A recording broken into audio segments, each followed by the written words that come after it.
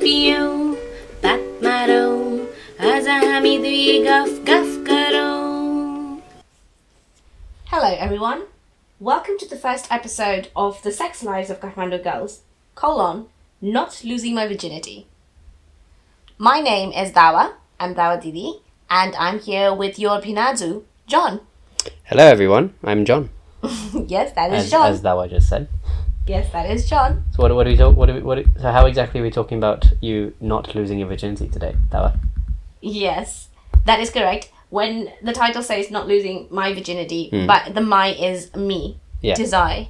Tis you. Yes, because obviously of the two of us, I am the Kathmandu girl. Yeah. So, I think before we talk about how exactly I did not lose my virginity, I want to lay some groundwork and let people know why we are talking about this in the first place. Yeah. Well, recently I had a friend visit us. Yeah. And... Very nice friend. Yeah. A lot of fun. A little bit of context, we live in the UK. Where exactly in the UK is not for us to share. We live in Sealand, for all intents and purposes. Yeah, sure. I suppose it's technically not part of the UK, but yeah. Oh, yeah. But anyway, our friend was visiting us from Nepal, and while we were here, we were talking about our youthful times, basically. Mm-hmm. So, we're all much older people, which you can probably tell by the fact that I'm referring to myself as Didi. Yeah. And my friend and I discussed what it was like to be young in Kathmandu. Mm-hmm. And in that time, we ended up talking about how we were dating and relationships, figuring lives, amongst other things, obviously. Yeah. And it was really interesting because when she was telling me about her early experiences in dating, I realized that there were quite a lot of parallels with her experience and mine. And then we started talking about other female friends from Kathmandu who had had similar experiences where they were basically floundering. They were unable to understand. Well, basically, we didn't really know what we were doing. And we were I wouldn't say that we were making mistakes, but it was just that we were very young and naive. Yeah, I mean, as you tend to be when you're young. Yes. Naive, I suppose. Also, my friend was telling me about a younger relative of hers who was going through, very similar heartbreaking situations. In some ways, very much heartbreaking, situations in her dating life. And one thing we were both saying to each other was that, we really wish we had someone who was there to guide us, to tell us more, which we didn't. We didn't have an older person to speak to who could give us any, kernels of wisdom. Not to say that I think I'm wise, but at least I can say that I am experienced. Well, I mean, would you say you're wiser than the person you were? Yes, I would say I was wise. I would say, not even, definitely wiser, but also just by dint of having had more experience. Yeah, I mean, basically, this is, what you would say if you could talk to that person you were back then. Yes, that is right. So that is a reason why we decided to, maybe make this podcast about my early experiences in Kathmandu. Yeah, you never know. The podcast itself might end up in a time vortex, and you from back then would hear it, and we'd have a stable time loop. Oh wow! That'd be fun. I feel like if I did, I would probably make very different choices in life, and I don't know who I would become, but I don't know, happier. Do you think you would listen to yourself? But of course, I'm very happy now, but I don't know. Do I know that it is from my future self? Well, you have every reason to believe. Okay, you know what? I don't know. I probably would, to be honest. Why wouldn't I? Anyway, before we get, lost in this tangent, I think we should also, establish a few other things. We are having this podcast in English. This is ostensibly about Kathmandu and Kathmandu girls, but we are having this podcast in English because as hard as John Binaji is working in his Nepali, he's not yet there where he's able to have an entire conversation in Nepali. I'm quite proud of it, though. I can read at a primary grade level. Yeah. John Binaji has been doing quite a lot of hard work. Do you want to, illustrate your Nepali prowess with a sentence? मेरो नेपाली नराम्रो छ. Anything else? I don't know. That's like my go-to thing. Okay. Fair enough. You can say my name is John. मेरो नाम John हो.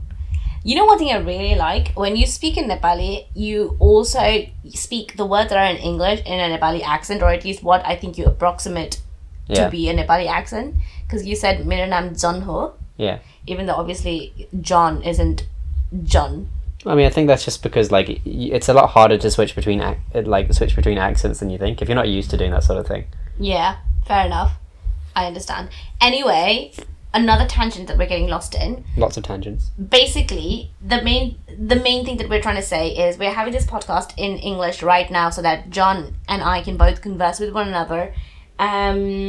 Hopefully in the near future we'll able to do podcasts entirely in Nepali. Yeah.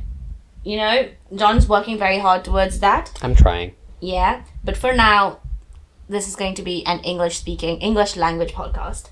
And I also want to talk a little bit about what dating is like in Kathmandu. Yeah. And why it was that I didn't have anyone to speak to. How you ended up in the position you did, basically. Yes. And so did a lot of other girls in Kathmandu. So, in Kathmandu, the advice for sex for young people is abstinence. And when I say abstinence, I mean you can't even date, let alone date. Any person of the opposite sex cannot be your friend. Yeah. The advice for sex is don't. Not just don't, but don't even talk to someone of the opposite sex. They're so afraid of the possibility of, you know, any relationship, let alone like sexual, developing between people of the opposite sex pre-marriage, that you're not even, you know, you're heavily discouraged from speaking to people of the opposite sex. Okay. So this is mostly in school, of course, not in university. But at school, until 10th grade, that is the guiding principle. I knew a friend who went to the school where her school required that if you were going to be speaking to someone of the opposite sex, you had to add the prefix. I suppose you'd call it a prefix. You had to add brother or sister before you could talk to them. Okay. Just to make clear that you will not have any romantic intentions between them. Okay. It was really weird. You cannot even be friends. So you can only imagine, basically. Yeah. So the reason behind this is very interesting, I believe. Well, mostly, obviously, it's a measure of control. Yeah. Right? An attempt to control who your, you know, children date, who they form a relationship with, and who they, you know, get married and eventually have kids with. Yeah. It's also really important to remember that in Kathmandu, in Nepal in general, the caste system is still very strong and very prevalent. Cultural identities are strongly shaped by the castes and the ethnicities that you're in. And it is, you know, heavily encouraged to marry within your ethnicities and heavily discouraged to marry outside of it. There's a lot of ostracization in your own societal, in your communities and in your societies that come with it. And because cultures are so segregated, it becomes almost, you know, close to impossible for people to imagine the blending of those cultures. Yeah. Which is, you know, really interesting. And also, the caste systems are not just segregated, they're also hierarchical. So people of what is perceived to be high castes or higher up ethnicities, quote unquote, would, you know, literally be considered to have been brought down by people of lower caste or lower ethnicities if they were to, you know, get into relationships with them. Yeah, it's very weird. Yeah. I am a Sherpa, so we don't necessarily have something quite akin to that. So what I was describing was the Hindu caste system. Yeah. The Sherpas, you know, we're Buddhists, we don't really, you know, we're not really a part of the Hindu caste system, but we obviously have a lot of influences borrowed from it, and also there's a strong desire to maintain our culture. So amongst the Sherpa community, there's a lot of, you know, controls placed by society to make sure that people don't marry outside of their ethnicities. Yeah. So a result of that is obviously, you know, a concerted attempt at making sure that you control who your children date. Another thing to remember also is Kathmandu is a melting pot of various ethnicities. So when people go to schools, a lot of the times, you know, unlike when our, you know, grandparents were young and they only socialized with people of their own ethnicities, now people, you know, socialize when they go to school with people of all different ethnicities. Yeah. So it makes it a lot harder for you to be able to monitor who they're dating. Yeah. And there is a large, you know, uptick in the number of people marrying outside of their ethnicities now. Yeah. You know? And there's obviously a lot of repercussions that they face. But, you know... There's a lot of those still existing when you control see, yes. structures. Yeah. When you see people marrying outside of your ethnicities, and you are somebody who believes that it's really important for you to maintain some degree of cultural purity and not marry outside of ethnicity, you're going to be a lot more controlling of your own children. Yeah. I don't know if that is still the case for younger kids right now. I think it is to different degrees. But it was certainly the case when I was growing up. Yeah. I guess you were you were sort of amongst the first, some of the first generations to sort of be a bit more, grow up with a bit more diversity, I suppose. Is that, would you say that, or? Not really, to be honest, because, you know, my mum did not grow up in the Sherpa community either. Okay, fair enough.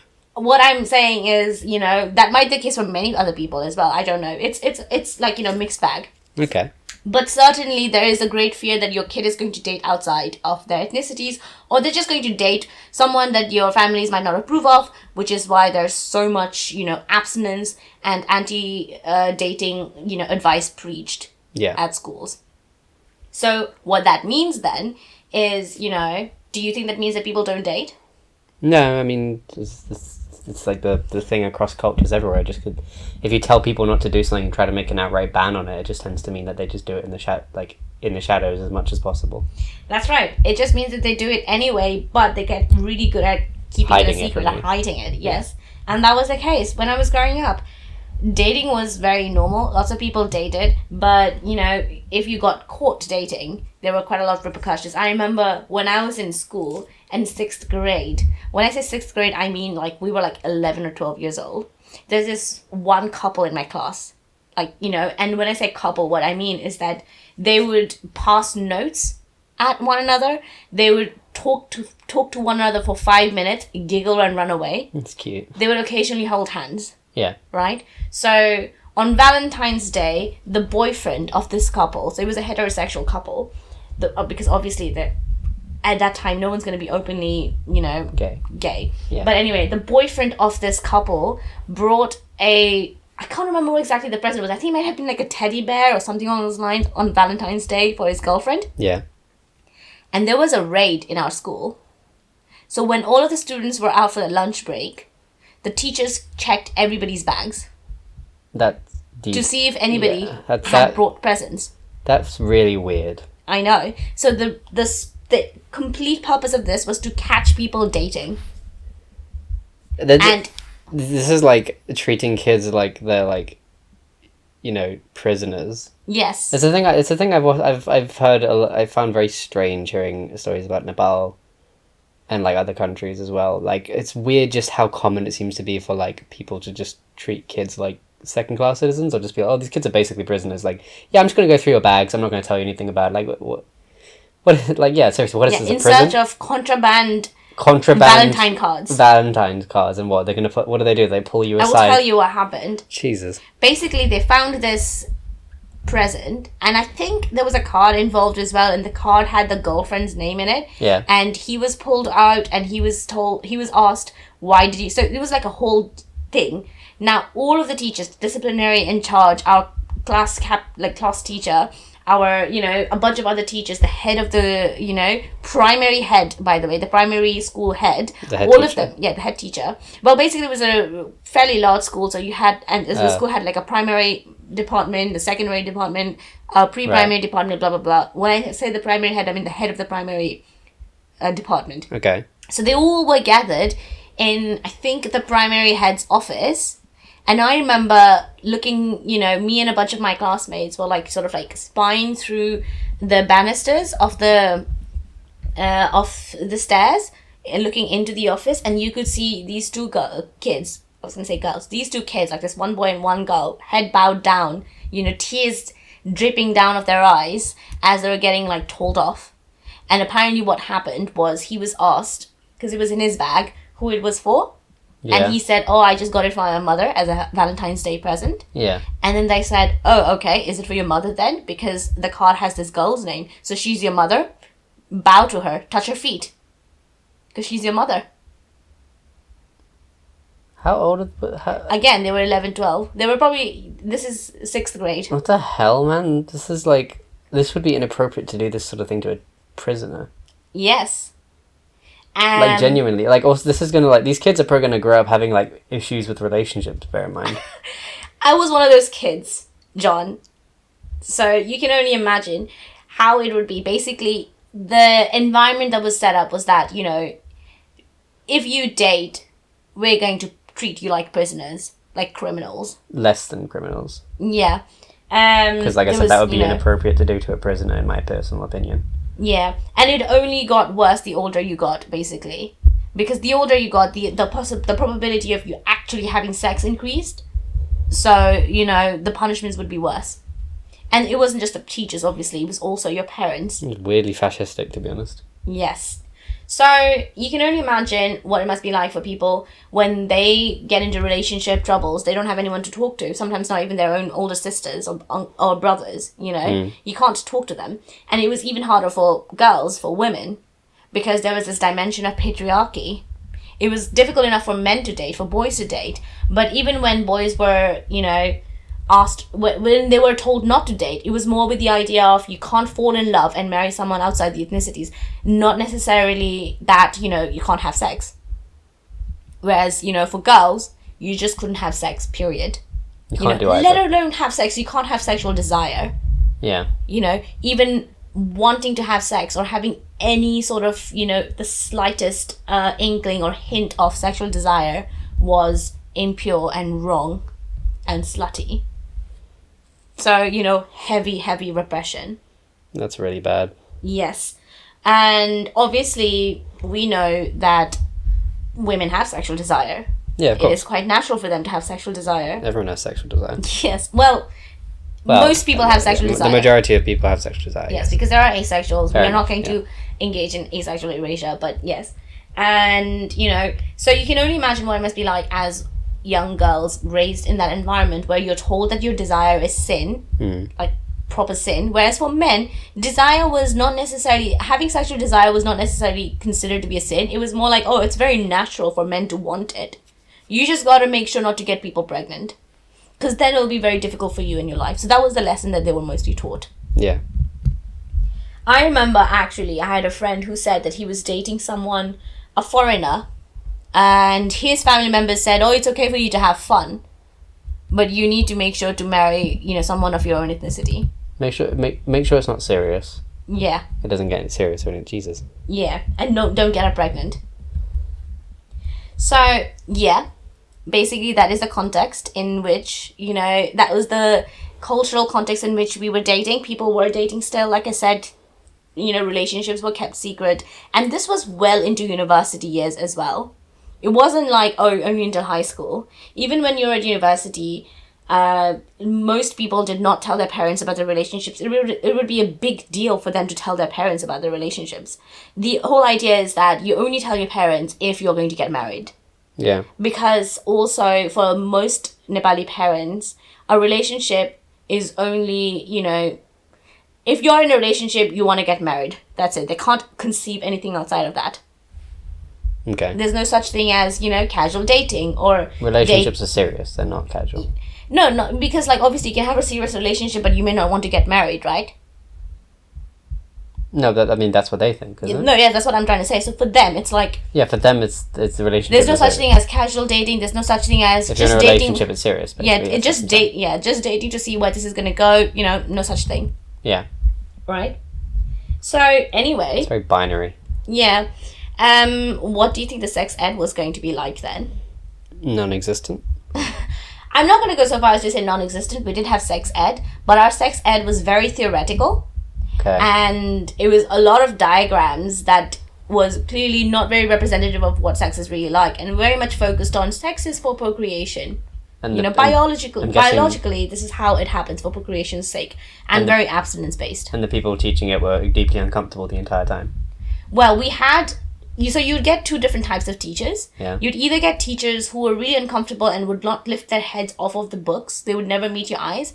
And you'd have teachers who would basically be like, I'm going to teach this to you as if I'm teaching you the theory of relativity, like this is the driest subject in the world.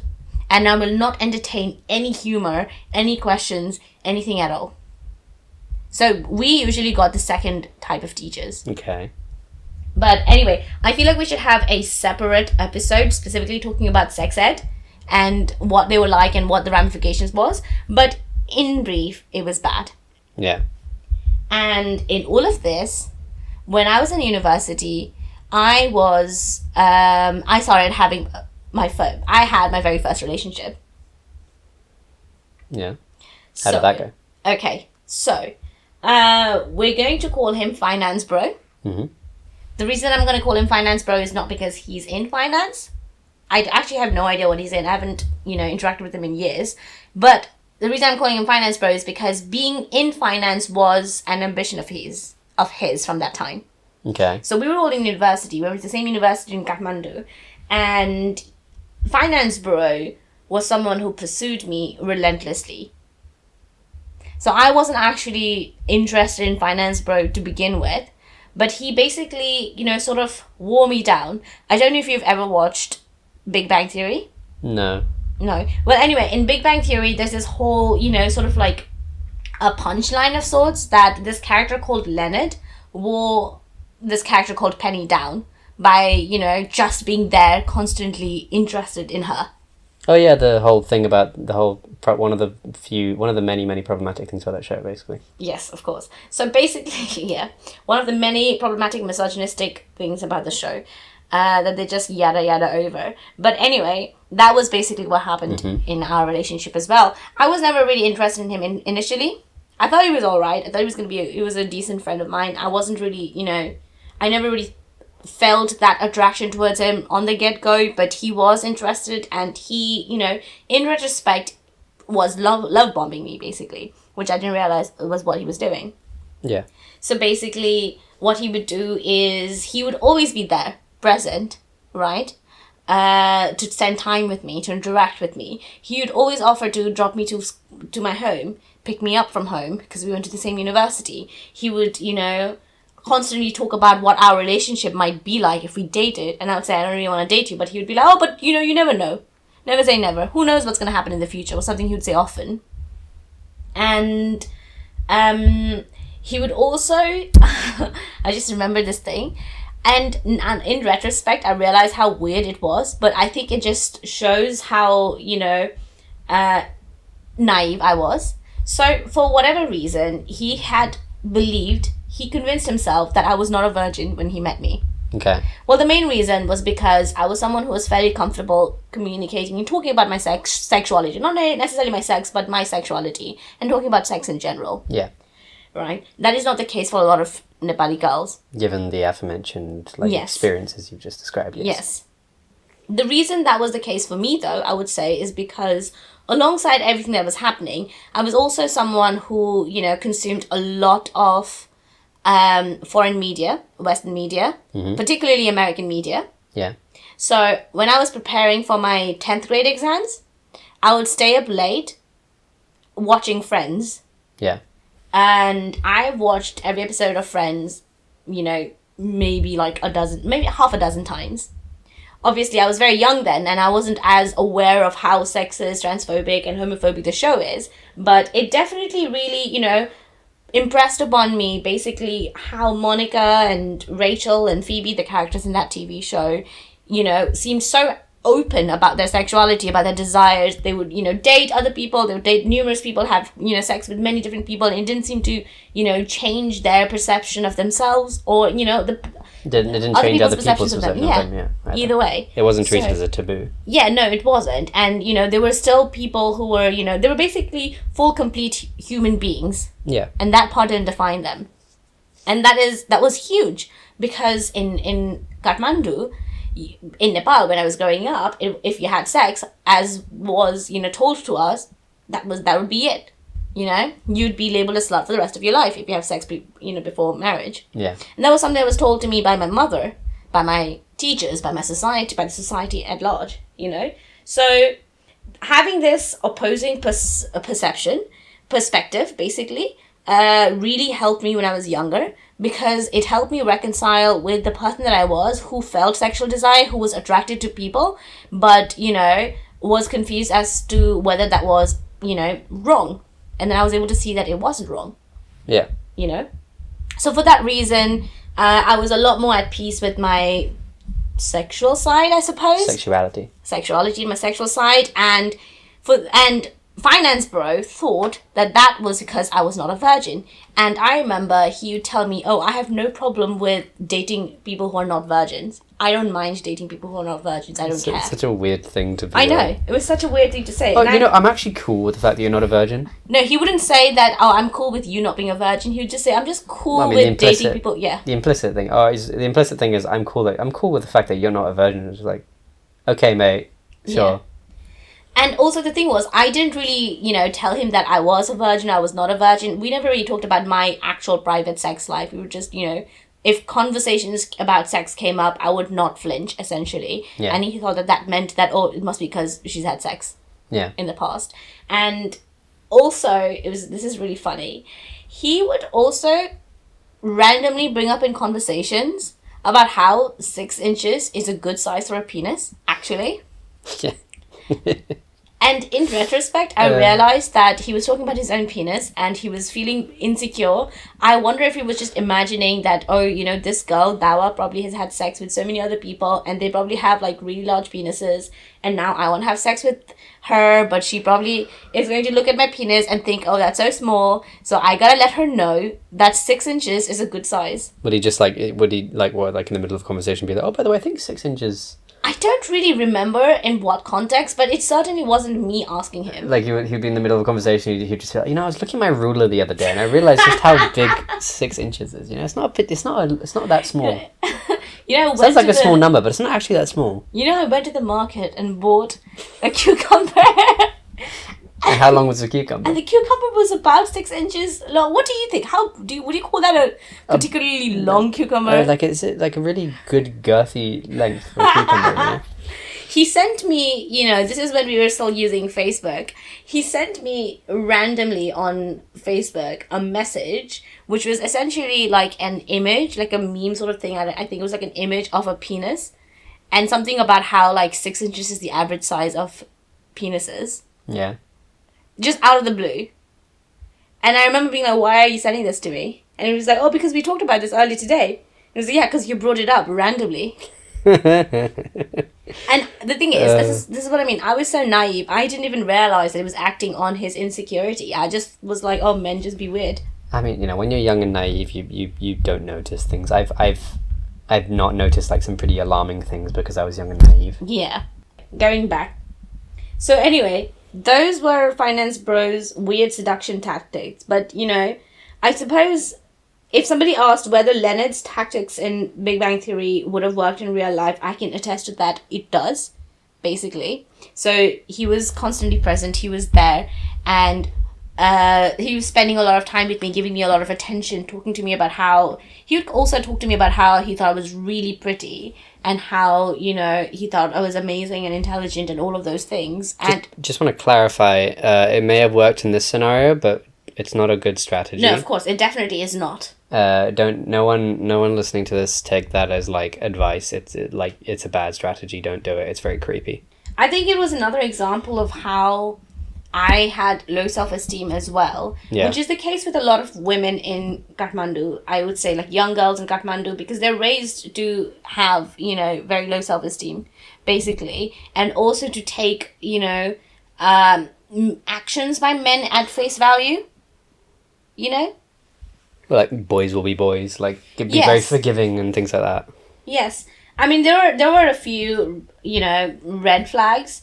We're going to talk about the red flags in greater detail in the next episode, perhaps, but there were a few red flags. For example, I remember early on in the relationship, he had talked about how he has no problem with feminists, but he abhors feminazis. Yeah. So, but I did not see them. I was, like I said, young, and I didn't know what I was doing. I had a friend in maths class several years ago who, when I was in school, who got absolutely chewed out by like a teacher because they used that word. They pretty much said the exact same thing, and the teacher had a massive go at him over that. As I wish I had, Yeah. As I wish someone had with this guy. But anyway, so all things said, when we actually started dating and, started having a real relationship, I finally told him that I was actually a virgin. And he was very clearly very pleasantly surprised. Very happy about it. Yeah, he was. I mean, he was like, oh, no, I don't... Oh, really? Are you really a virgin? You know? Oh, not that it matters, but oh, really? He says with a big grin on his face. Yeah, he was very clearly very pleasantly surprised. And I was like, yeah, I am, you know? And he was too. Even though I mean, I know he was a virgin. He was telling me about how he thinks he's had sex. One time he was drunk and he woke up and he thinks he'd had sex. You know, he's not sure. I think basically he didn't want to also admit that he was a virgin. But then, you know, anyway. So basically we then decided, well, because we were both very, you know, horny people as well, that we want to have sex. Yeah. So at that point, both my boyfriend and I lived at home with our parents, which is very common for people in Kathmandu in general to do. So when you're young, you still live with your parents. In fact, a lot of times people continue living with their parents well into their adulthood. Well, I mean, I know you've got a few friends that even now are still living with their parents, yeah. Yeah, and, you know, in Nepal, it's not necessarily a financial issue. So in the UK, it's mostly because maybe you can't afford rent. Yeah. Maybe it just makes more financial sense. In Nepal, it's culturally expected for kids to live with their families, with their parents, and for the daughters to move out when they get married, but for sons to continue living at home. Yeah. So, yeah, we were still living at home at this time. And obviously, like I said earlier to you before, you know, parents were very much opposed to the idea of their kids having sex. Yeah. I also need to add that finance bro was a Brahmin man, and I'm Sherpa. Mm-hmm. So there's this added dimension of the fact that we were, you know, of different ethnicities. Yeah. Right. So what that meant is that if we were going to have sex, it had to be, you know, in secret. We needed to figure out a space to have sex. Now, because we were both university students, we didn't have a lot of money either. So we couldn't just, you know, go to a hotel. Right? We didn't have the money to do that. So what we did, I remember, was that finance bro one day, you know, sorted out a time when his parents weren't going to be home because they were both away at work or something or the other. Yeah. And we decided, you know, we had like a window of an hour or so when we were going to go and have sex. Right? And we also had to be... Yes. Very sneaky. Yes, we also had to be mindful of the neighbours.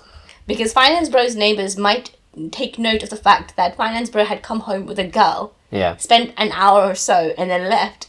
And in Kathmandu, the neighbours are also really interested People are nosy bastards, basically. Yes, and you're coming... So it's basically a very social structure, right? A social construct of control, right? So I remember we came in with props. I think we had like... I don't exactly remember what it was, but it was like boxes of things so that we could come up with like, oh yeah, we're here for a university project or something or the other, right? So, and I think this is a testament to how immature and inexperienced we were with sex. Yeah. So, as a, you know, means of... So basically, obviously, I didn't want to get pregnant, right? So what we did was we bought a morning after pill. Oh, God. Because also, finance bro did not want to use a condom. Well, basically, he... Of course he didn't. Yeah. He didn't really know much about it. Basically... He probably couldn't find any exactly 6-inch condoms. I don't know if that was the case, but what I do know... Only 5 or 7 I think it was just the general idea that, you know, condoms... you know, reduce sensation of something or the other, which we're going to talk about at the end. But, you know, so basically he didn't want to use a condom, right? And we decided we're going to use a morning after pill. Which is amazing. You know, which, by the way, people, don't use morning after pill as your go-to contraception. A morning after pill is an emergency thing that you'd use in case of emergencies. Yeah. Okay? So, as someone who's used a morning after pill I've used it twice in my life. As someone who's used a morning after pill twice, let me tell you what happens after you use a morning after pill. So, about 10 days or so after having taken the pill, you have extremely heavy period for about 10 to 12 days. And it's heavy. Okay? Think of the heaviest period you've had. It's heavier than that. And also, it is painful and uncomfortable. Now, it's not just about the short-term discomfort. Using morning after pills regularly can have really bad effects because it fucks up with your hormones. It, you know, basically causes a disbalance, right? It disrupts your existing system. So it can have long-term impact on your health and fertility. If you use it often enough. Yes. Makes So sense. please don't use it as your, first go-to contraception. Condoms. Condoms are better. Yeah. All right. Anyway, so basically, then we were armed with a morning after pill, and we went to his home during, I think it was the middle of the day when his parents were at work or something like that, and with random boxes as props, right? Yeah. And well, we attempted to have sex. We had a very nice makeout session, right? We did the thing of stripping naked, Yeah. but unfortunately we could not achieve penetration. Yeah. Right. How exactly did that happen? So what had happened was, I think he said that, well, basically he struggled to put his penis in because it was too painful for him, Yeah. right? And he told me that it was probably because I was too tight. Classic men, always putting it on the woman. Yes, it was, it was really weird that he was like, oh, you must be too tight. Yeah, and the thing is, it actually made me feel very insecure for a while. Shitty. Because I started, being really worried that, I looked into it, I Googled something up, I found something called vaginosis, Yeah. and I thought, oh no, I have vaginosis, Vaginosis. Is that how you... Well, no, say it? I just think it's curious. No, I've never heard that word before, but I've heard the word phimosis, which refers to when the foreskin of a penis is too tight to retract over the head. Sounds vaguely familiar. Sounds vaguely similar. Vaginismus. Vaginismus. Oh, okay. Yes, vaginismus. So I found something called vaginismus. I'd forgotten. It was so long ago. And I thought maybe I had vaginismus or whatever that was, But again, now I'm thinking I have a, condition, a sexual condition, and I had no way of getting any help for it. Yeah. Remember? Or even confirming that whether or not it's Yes. you have it or not. I couldn't even go to the doctors to talk about it. If I go to the doctors to talk about it, they were going to ask me if I was married or not. And if I say I'm not married, they would definitely judge me. Fucking doctors, bro. They're Yeah. not supposed You to don't judge. get help anywhere, John. When I say anywhere, I mean like you can't talk to people at home, you can't go to the hospital, you can't talk to your colleagues, your friends, because they are all novices like yourself, And even if you did talk to them, they judge the hell out of you. Yes. Half the time they would judge you, the other half time they would give you even worse advice, So there I was thinking I have vaginismus, right? I'm happy to report that I don't. Yeah. I only confirmed that, I think a year or so later when I actually had sex and realized that, there wasn't much of a problem there. Yeah, I mean, off the top of my head, it might just be that, like, you hadn't been sufficiently aroused. No, I don't think that was the case. I was quite horny, I will say that. Yeah. I don't think it was necessarily that I wasn't lubricated or, What do you think it might have been then? I think it was something to do with him. I think he had some issue. I don't really know enough about, a male sexual health either to be able to conjecture. And also it was so long ago, I don't really remember the details of what was going on. Or maybe the guy had phimosis. Yeah, maybe he did. And he couldn't bear, like, putting it in because it would pull the foreskin back and it would be too painful. That could be the That might case. have been it, yeah. But basically, again, for him as well, my heart goes out to him because he had no way of, he had nowhere to find out about it. He couldn't talk to his friends about it, Yeah.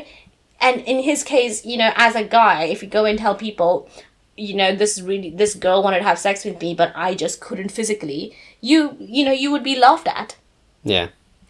which was something that we were also aware of. So he didn't get any help for it. I didn't get any help for it. I thought I had a, condition. He probably thought he had a condition as well. I don't know who, well, it was definitely not me, but, but that was how it ended, basically. And we attempted, I think, a couple of times in the future, but no, that's not true. We never actually attempted to have sex after that. The reason was because after that, he was no longer open to the idea of us attempting to have sex at his home. He said that some of the neighbors had spotted us or something. No, wait, that's not true. We did attempt another time, twice. And neither of those times he was able to put the penis in because it was too painful for him. Yeah, I think I might have had phimosis or something like that. Yes. So, anyway, many of our future attempts were thwarted. So the other two times was, one time at a friend's apartment, and then also another time I had at that time moved out, and I lived in my own flat, and he'd come over to my flat, and it hadn't worked out either. Yeah. But remember how I said that, he couldn't talk to anyone because if he did talk to people, they would probably laugh at him.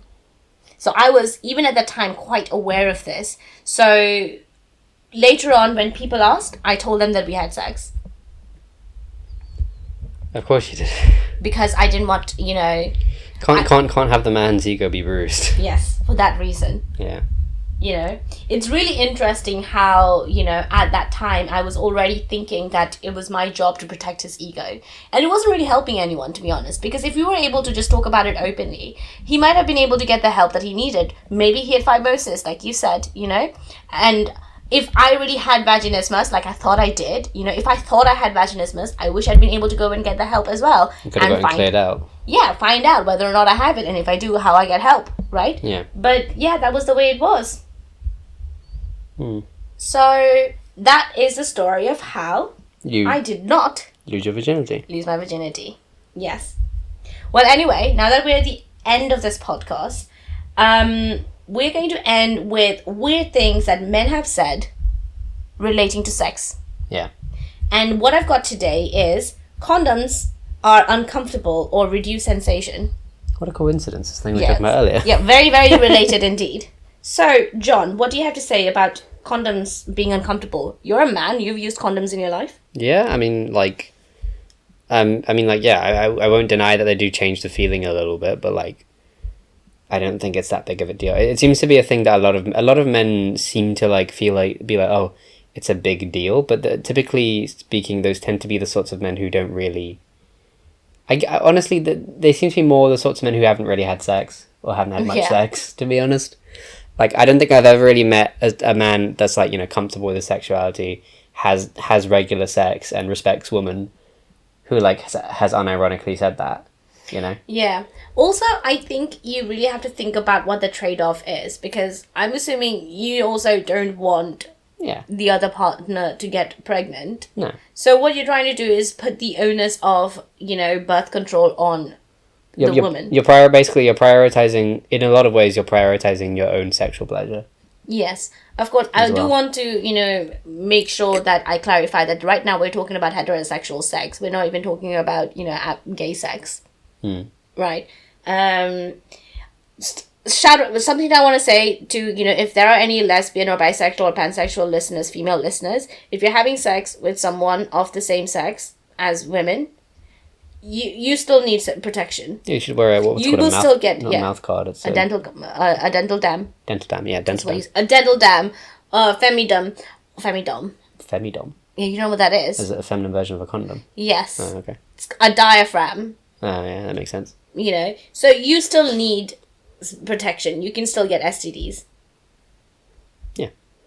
Okay, so I think with that, we are at the end of our podcast. And what have you learned today? 6 inches is... It's actually a good length. It's actually a pretty good length, yeah.